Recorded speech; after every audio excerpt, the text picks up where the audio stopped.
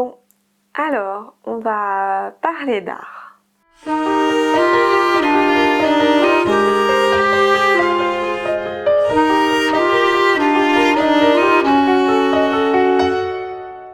Nous sommes tout le temps en contact avec des objets et nous entretenons avec eux des relations utilitaires, cultuelles, sentimentales.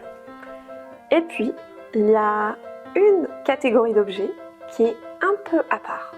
Des objets que l'on trouve beaux, curieux, intéressants et que l'on choisit d'extraire de leur contexte pour les réduire à leur qualité esthétique et les ajouter à notre collection.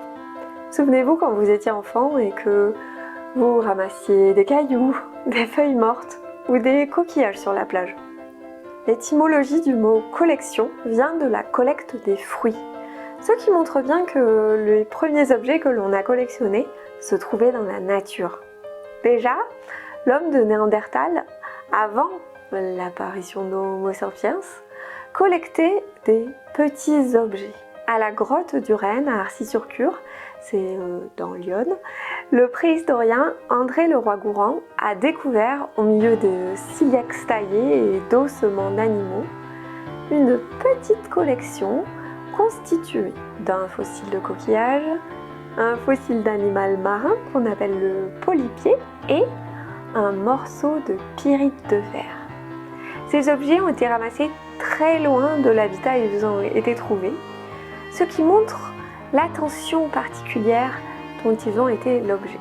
Donc, avant même que Cro-Magnon ne décore les grottes considérées comme les débuts de l'art, Néandertal développe son sentiment esthétique à travers la collection. Plusieurs milliers d'années plus tard, on rassemble des centaines, voire des milliers d'objets dans les tombeaux égyptiens ou chinois, dans les temples grecs ou romains, souvent en offrande aux défunts ou à la divinité. En Grèce, il existe même des bâtiments spécifiques qu'on appelle les trésors. Donc le trésor, c'est à la fois le contenu et le contenant. Ce sont des sortes de petits temples qui sont destinés à accueillir les offrandes.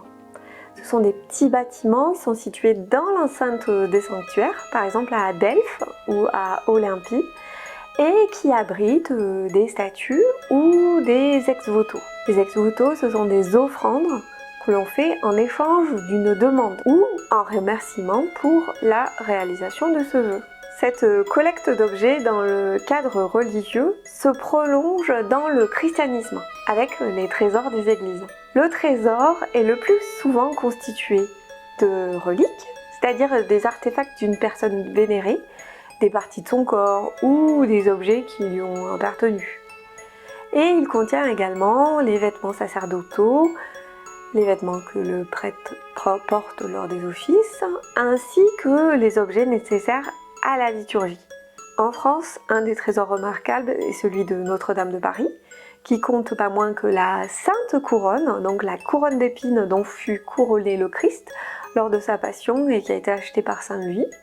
Le trésor de la basilique Saint-Denis, qui est la nécropole des rois et reines de France, est aussi remarquable pour son travail d'orfèvrerie commandé par l'abbé Sugère.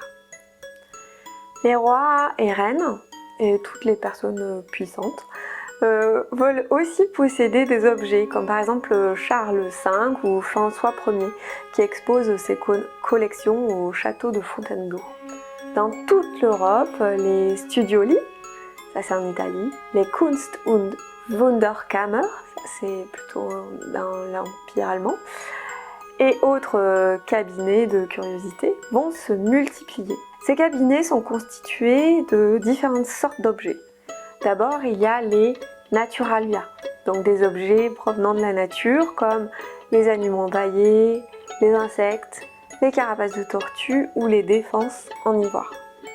On essaie de posséder aussi ce qu'on appelle des mirabilia, donc des merveilles, comme les bézoars, les pierres de foudre, ainsi que les soi-disant créatures mythiques, comme l'agneau tartare ou les cornes de licorne qui confirmeraient leur existence. Les collectionneurs sont attirés par l'aspect curieux, bizarre, voire ésotérique des objets. Certains objets peuvent être transformés, modifiés, comme par exemple des nautiles ou des œufs d'autruche que l'on transforme avec des montures en orfèvrerie. Toujours dans les cabinets de curiosité, on collectionne aussi des objets faits par la main humaine, qu'on appelle les artificialia. Alors ces objets, ça peut être des objets archéologiques, des antiquités, des armes, des objets d'art en pierre dure ou en pierre précieuse. On aime également collectionner des objets qui proviennent d'autres cultures, que l'on nomme exotica. Comme à une période de découverte et d'exploration du monde, donc on ramène des objets issus de ces explorations. Évidemment, ces objets ne sont absolument pas collectionnés au départ parce qu'on s'intéresse aux cultures dont ils sont issus. Ils sont collectionnés parce qu'ils représentent une autre culture, une altérité dont on est curieux et que l'on fantasme tout en se sentant supérieur, faut pas se leurrer. Revenons plutôt à nos collections d'artificialia. Parmi eux, il y a une catégorie d'objets que l'on appelle les scientifica, qui sont donc des objets scientifiques, comme par exemple les automates, les cires anatomiques ou les instruments de mesure. On collectionne aussi donc les œuvres d'art, mais aussi les médailles, les intailles. Bref, le collectionnisme se développe dans toute l'Europe. Peu à peu, ces différentes collections s'organisent. On crée des meubles de présentation, on en fait des gravures et on l'ouvre au public.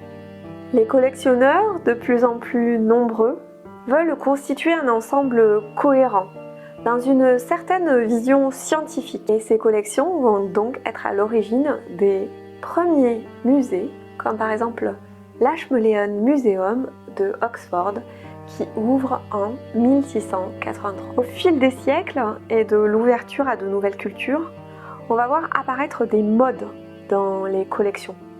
Par exemple, au XVIIIe siècle, on se pâme devant les objets chinois, qu'on appelle les chinoiseries, mais aussi devant les objets de l'Empire ottoman, qu'on appelle les turqueries.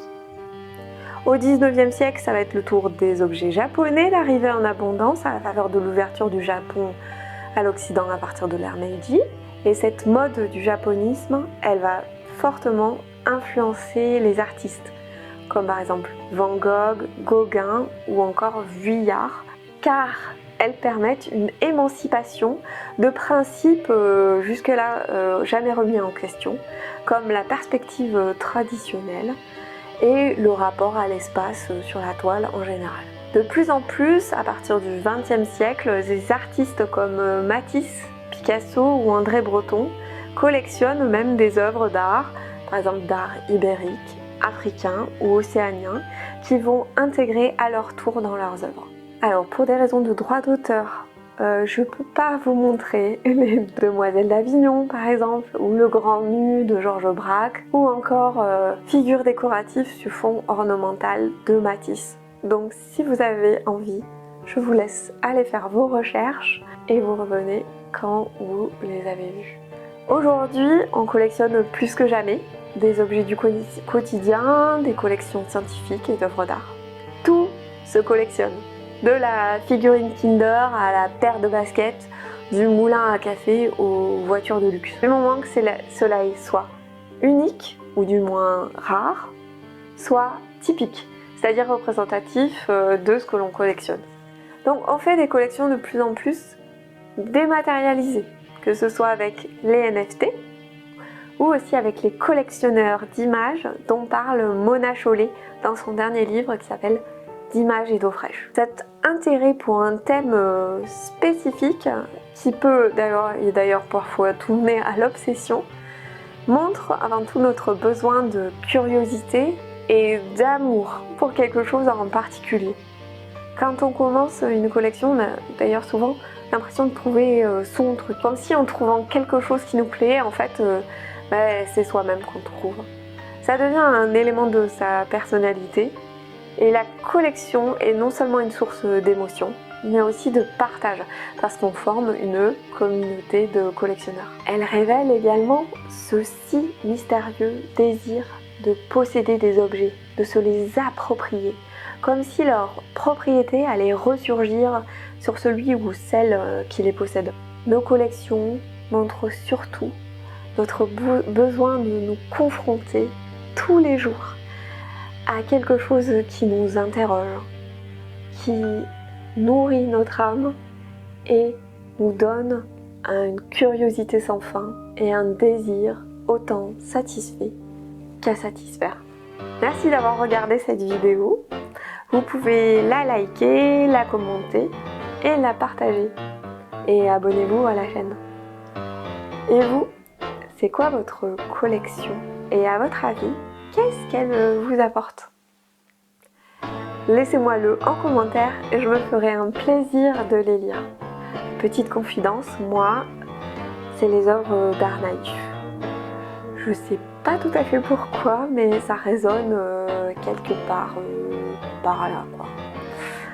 Voilà, je m'appelle Edith Lala et je vous dis à bientôt sur la chaîne.